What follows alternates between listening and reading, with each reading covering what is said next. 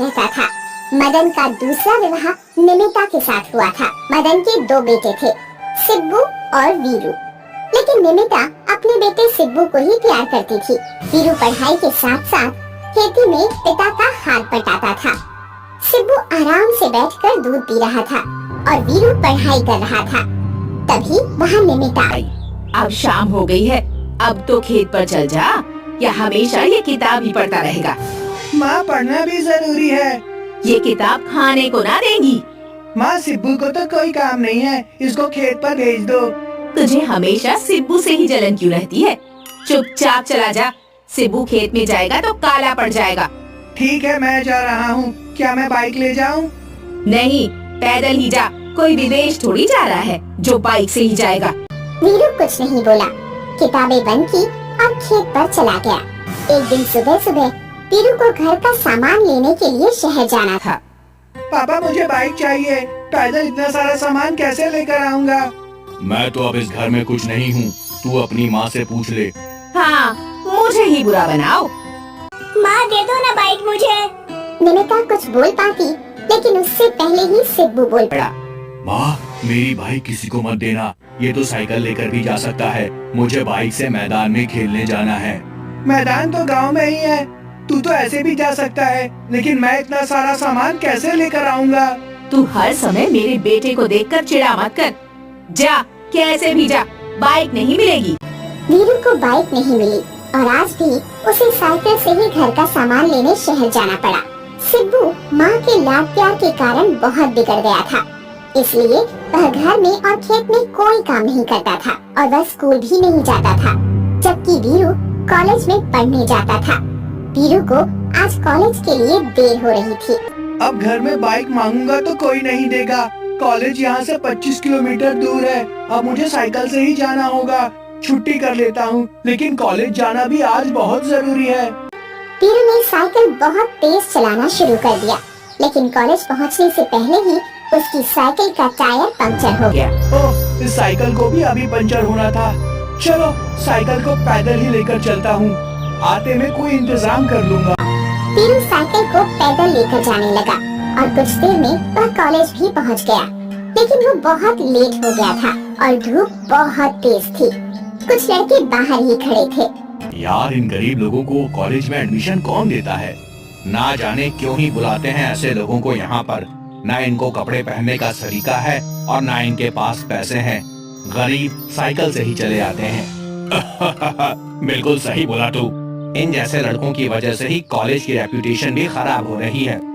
हाँ, चल चलते हैं, हमें क्या, हमें तो प्लेसमेंट लेनी है। कल ये लड़के हमारे लिए चाय सर्व करेंगे।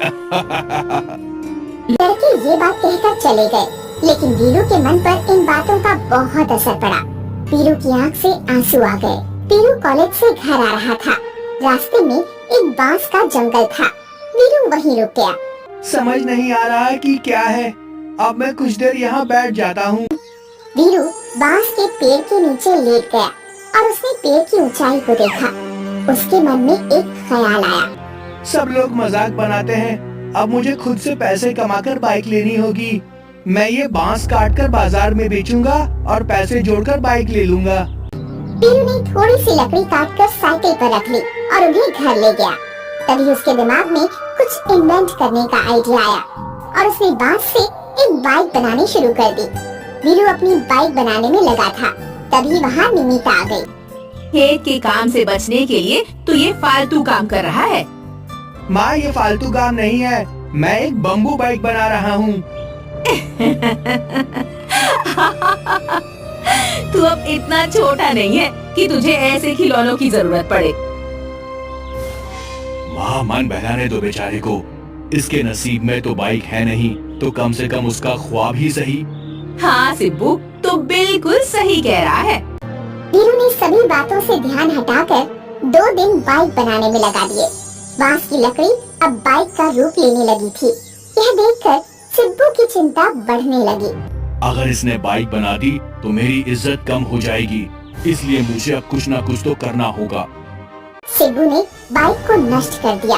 यह देखकर वीरू को बहुत दुख हुआ, लेकिन उसने हिम्मत नहीं हारी और वह जंगल में जाकर ही बाइक बनाने लगा, जिसमें वह कामयाब भी हो गया। कॉलेज में प्लेसमेंट का दिन था। वीरू सुबह सुबह तैयार हो गया। बेटा जो भी पूछे तू अच्छे से बताना और नौकरी ले लेना, तेरी मेहनत कामयाब होगी। जी पापा जी। आज साइकिल रहने दे, बाइक ले जा। लेट हो गया तो नौकरी ना मिलेगी। नहीं, मैं पैदल जाऊंगा। वीरू वहाँ से पैदल चल दिया और जंगल में उसकी बाइक खड़ी थी, जो दिखने में बहुत ही सुंदर थी। वीरू अपनी बाइक पर बैठा, उसे स्टार्ट किया और कॉलेज पहुँच गया। सभी लोग बम्बू बाइक देखकर हैरान हो गए। वाओ, ये क्या है? ये कितनी मस्त और यूनिक बाइक है। यार इसने कहीं से चुराई होगी। इन गरीब लोगों के बस का ये सब नहीं होता। और वीरू ने समझा होगा कि अगर ये ऐसी बाइक के साथ कॉलेज जाएगा तो इसका प्लेसमेंट हो जाएगा। अच्छा सोचा, लेकिन ये जानता नहीं कि स्पोर्ट्स बाइक के जमाने में ये सब नहीं चलता है। सब लोग आगे बढ़ रहे हैं और ये वापस आदि मानव बनने जा रहा है। लड़कों ने वीरू का खूब मजाक बनाया, लेकिन तभी एक प्रोफेसर की नजर बाइक पर पड़ी। उसने वीरू के काम को सराहा। कुछ ही घंटों में इंटरव्यू खत्म हो गए। सभी स्टूडेंट्स को एक हॉल में इकट्ठा किया गया। ए, तू यहाँ क्यों खड़ा है? तेरा सिलेक्शन नहीं हुआ होगा। जा अपने घर वापस जा। वीरू कुछ बोल पाता, लेकिन उससे पहले ही प्रोफेसर माइक में बोल पड़े। आज यहाँ कुछ अनूठा हुआ है जिसने हमारे कॉलेज का नाम बढ़ाया है और साथ ही प्रकृति को भी इज्जत दी है। इससे फ्यूचर में आने वाले प्रदूषण से बचाव होगा। और ये बाइक जो पानी से चलती है तो इससे पेट्रोल की महंगाई की मार आम आदमी पर नहीं पड़ेगी। सभी ने ताली बजा दी। और हमारे कॉलेज के नाम को ऊंचा करने वाले स्टूडेंट का नाम है वीरू, जिसे एक कंपनी ने बहुत अच्छे पैकेज पर अपनी कंपनी में बम्बू बाइक बनाने के लिए नियुक्त किया है। सभी लोगों ने वीरू के लिए तालियां बजाई। वीरू को पुरस्कार मिला। वो बम्बू बाइक से घर आया और सारी बात बताई। यह सुनकर पिता मदन को बहुत खुशी हुई। माँ और भाई को पछतावा हुआ। आसपास के गांव में वीरू के ही चर्चे होने लगे। सभी लोग बम्बू बाइक देखने आने लगे।